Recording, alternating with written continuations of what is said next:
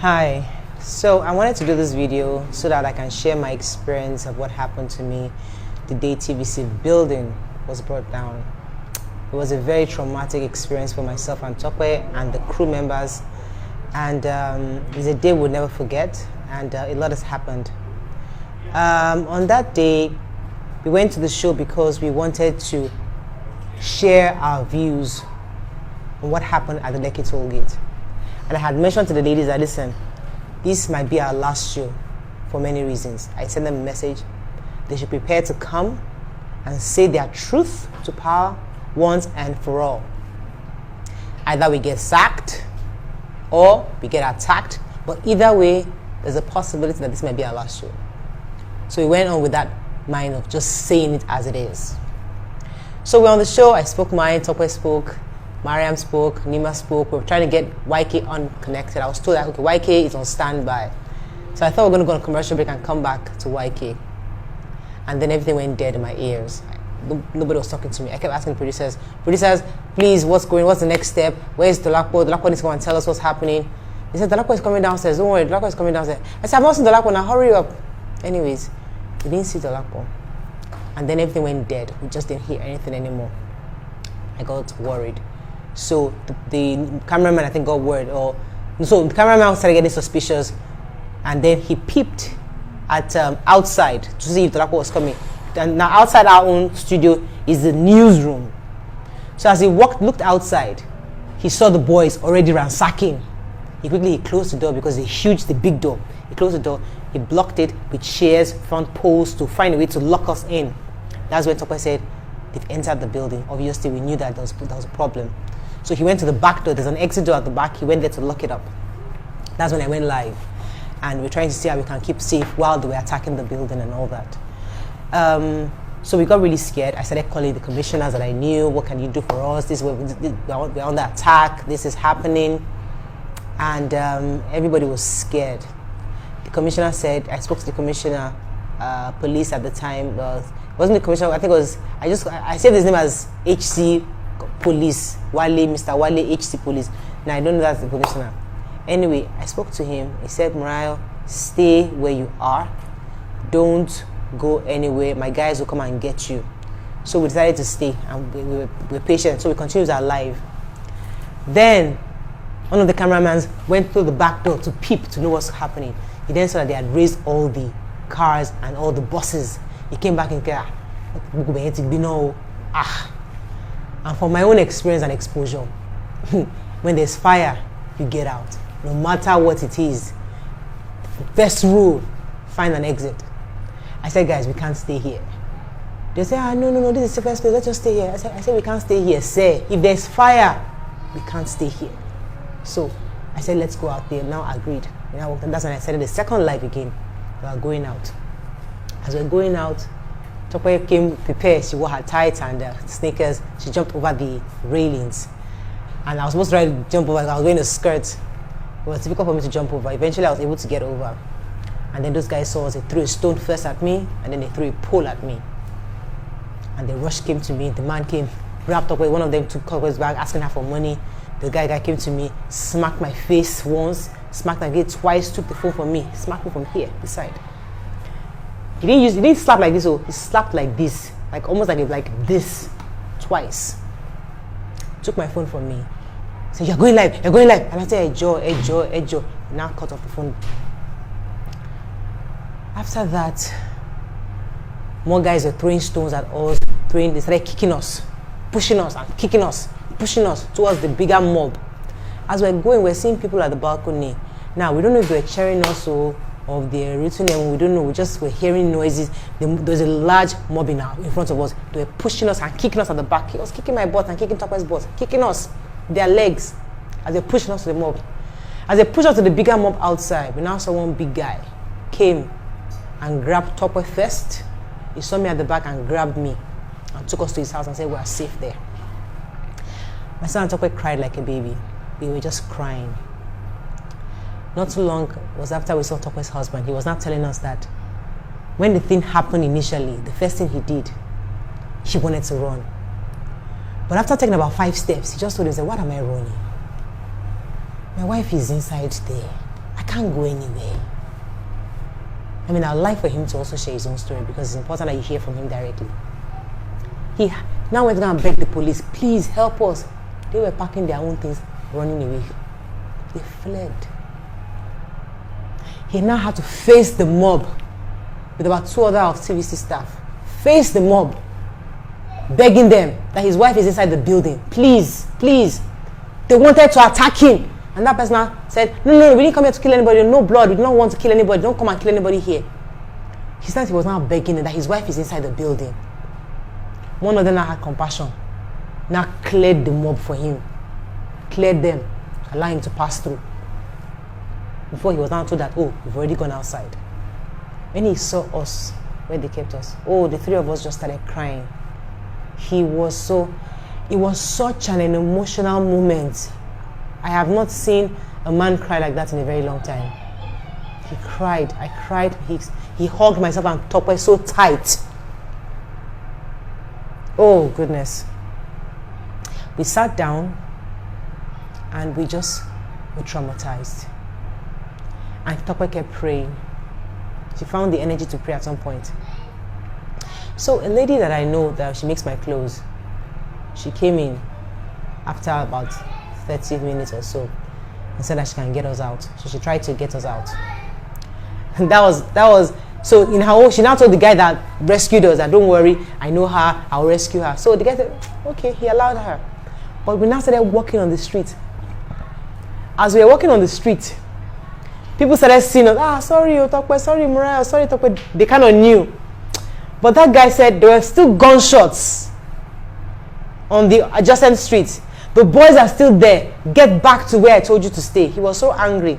Like, what? Get back to the house. We now ran back. And that guy, Tiana Space sent me somebody. You know, once she had a friend in the neighborhood that one too helped us to come and protect us. He came. And he was angry with us. He was livid. And I thank Tiana's place. I really thank her. She called her friend. Hey, listen, you're in that neighborhood. See what you can do to help those girls. He came. And he warned us. He was really angry with us. He said, now you've exposed us. How can you go on the street? Now they've seen that you are here. We were keeping you quietly. Now, you've told them that you are here. And that moment, I got scared. She would not made a mistake of her life trying to escape from the back. So we sat down again quietly. And the mob were now hearing more shooting. The soldiers have come in, shooting here, shooting. People were just scampering for safety.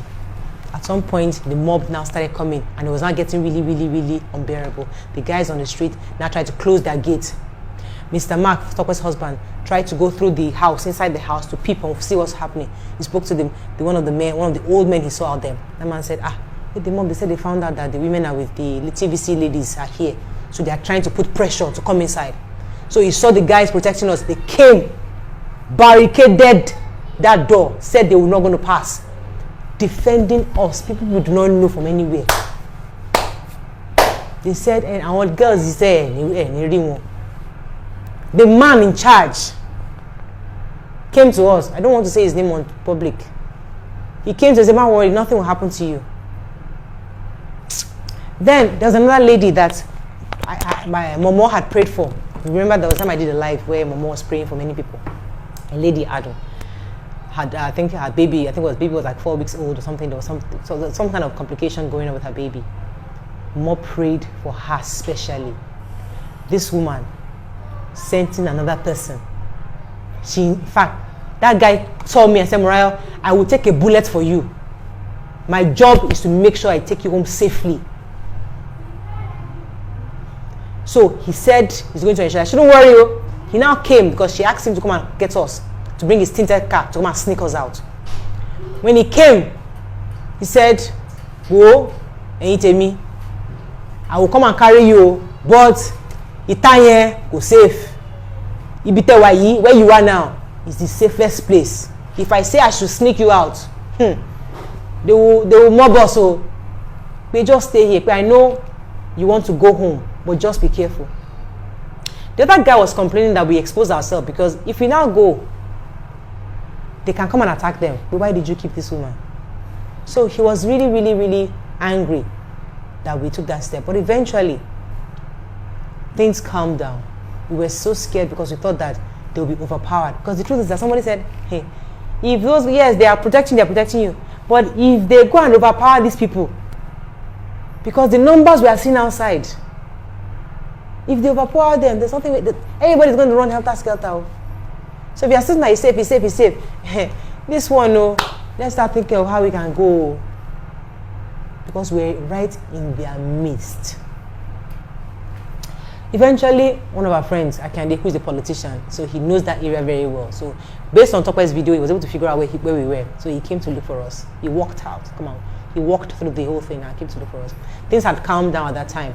So he was working with the guys and said, okay, what can we do? How do we sneak them out? How do we sneak them out? So they got us a cap, they got a face mask, and they got us like a shawl to cover ourselves. So myself and Tokwe had to wear the shawl, the face mask, and now put a cap on. And after Tokwe, this guy is going, in fact, it makes us so conspicuous. Everybody will know, is that not the, those are the ladies. You know, it was just so obvious. I said, let's remove all these things. Just have the cap on and use the shawl normally. Don't use it as a hijab. So we tried to. So they now snuck us through the back. You know, and thank God Akande's car was tainted. So they put us in there and we were able to drive carefully and quietly. And that's how we escaped. It was a horrible, horrible experience for both of us. And even the 3 men that were with us. They were worried for us because they are guys. They could have just paremo everybody. They would just enter the crowd and just and find a way to their house. But we were too obvious. We were too obvious. People know us on the outside. We were too obvious. They stuck around for us until we're safe. Those guys did not go. So I thank those our colleagues in the studio. They stayed, even though they could have left. They stayed with us. Those 3 guys. So when I got home, the husband obviously was distraught. He was now telling me that his mother and grandmother came to look for me. He said he actually had gone out, started walking, was hearing gunshots. They were telling me, Oga, pada sile, Ojogunle, that place, they are shooting. He now thought about going back to the house. He now called his mother and grandmother, follow me. Because there's no way they will see the 2 of you, the gray hair on your head and shoot you. With that respect they will have for us. They follow me.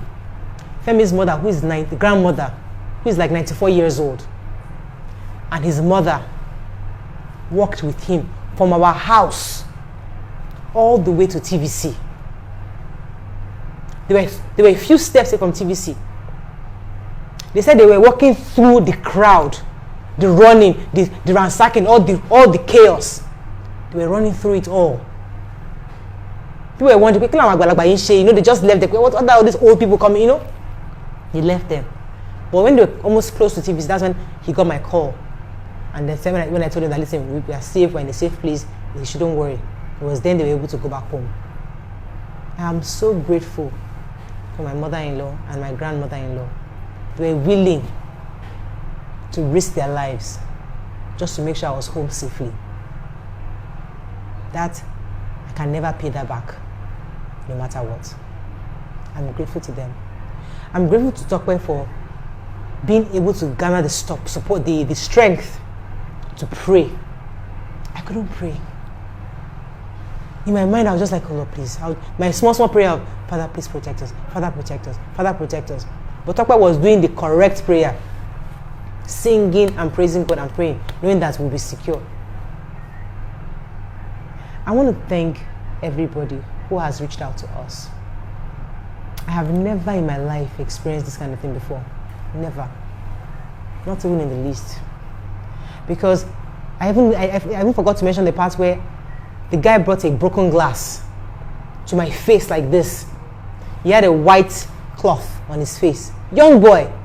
His eyes were staring at me. He was like, he will stab me if I say anything. When I saw that, I said, this is the end indeed. I was just thinking to myself, what's going to happen to me? What's going to happen to me? So, yesterday, or today, in fact, it's 2 days now, 2 days ago. I can never forget it, and I am just grateful for all the love and support we got. So many, we had over 500 messages. I mean, the messages kept coming in, calls. We had over 200 calls. Instagram, everywhere, messages, people were sending us messages. Thank you so much. I really appreciate it. The goodwill that we have gotten so far by God's grace and mercy shall not be destroyed in Jesus' name. And those of you that love our show, we pray that thing that we do that makes you love the show, that the Lord will continue to help us to do in the mighty name of Jesus. Thank you to everybody who has been there for us. We appreciate it, and we ask that Lord continue to keep us in prayer, because TVC is not just about one man. TVC is about loads of people, their families, their ways of livelihood, their means of livelihood, and how they get by and take care of their family. That's what TVC is about. It's beyond the owner or not the owner. And I thank you all for the support you've shown me so far. God bless us as we birth a new Nigeria.